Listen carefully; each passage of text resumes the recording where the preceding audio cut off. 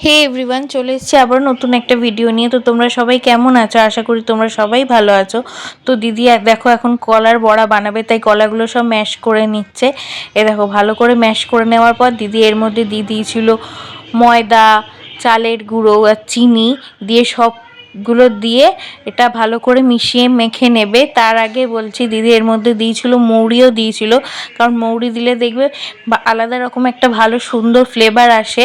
তোমরা কারা কারা এরকম কলার বড়া, তালের বড়া খেতে ভালোবাসো অবশ্যই আমাকে কমেন্ট সেকশানে জানিও। দেখো তোমাদের সাথে কথা বলতে বলতে দিদির ব্যাটারটা মাখাও হয়ে গেছে।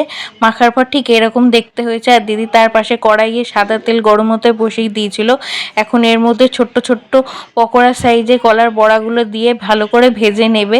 তো তোমরা জানিও যে কীরকম লাগলো তোমাদের ভিডিওটা দেখতে। তোমরা ভিডিও কমেন্ট করলে আমার খুবই ভালো লাগে।